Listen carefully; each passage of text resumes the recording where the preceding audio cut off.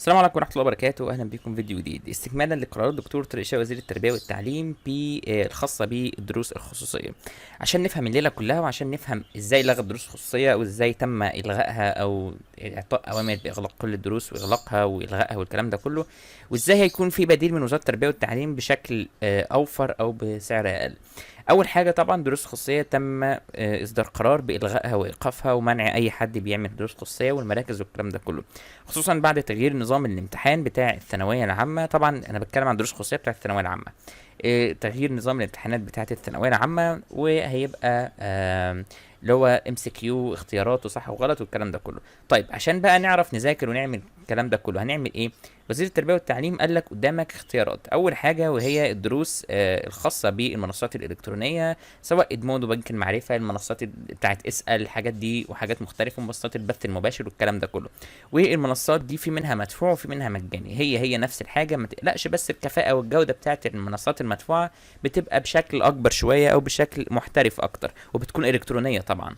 اما عن الاوبشنز التانية والاختيارات التانية موجودة، وهي اختيار بتاع دروس التقوية او فصول التقوية، ودي هتتم بشكل قانوني، هتبقى حاجة زي الدروس الخصوصية برضو، بس هتكون في المدرسة وتحت اشراف وزارة التربية والتعليم، مدرسين محترفين متخصصين من وزارة التربية والتعليم، وبربع ثمن ده بناء على كلامه، يعني هو ما قالش الاسعار الرسمية لسه، بس بربع ثمن الدروس الخصوصية اللي بتتاخد في المراكز وكده.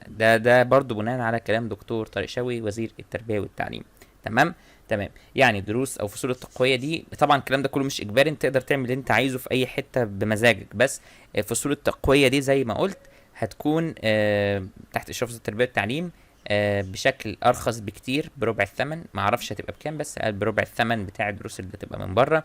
قال كمان انك مش مضطر انك تروح لمدرس معين، تقدر تروح لاي مدرس في اي مدرسه في الاطار او في النطاق اللي حواليك براحتك، تختار المدرس براحتك، مش هيتم فرض عليك مدرس معين او مدرس بعينه او مدرسين المدرسه بس انك تاخد معاهم، لا، هيتم او هتقدر تاخد اي درس او فصول تقويه يعني بمسماها الجديد في اي حته انت عايزها. هيتم مراقبه المعلمين اللي بيدوا الدروس الخصوصيه دول مراعاه، او هيشوفوا ازاي بيعلموكوا ويقولوا لكم ايه، بينقلوا لكم علم صح بطريقه صح بالكلام ده كله، كل ده يكون تحت اشراف وزاره التربيه والتعليم.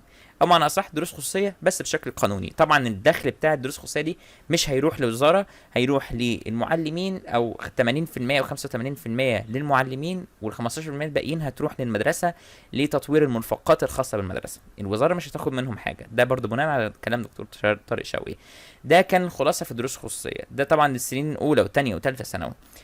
عندك استفسار او سؤال سيبونا في الكومنتس ان شاء الله ونرد عليك، والفيديوهات القادمه هتفسر حاجات تانية اكتر للسنين الدراسيه المختلفه. اشوفكم فيديوهات جايه، والسلام عليكم ورحمه الله وبركاته.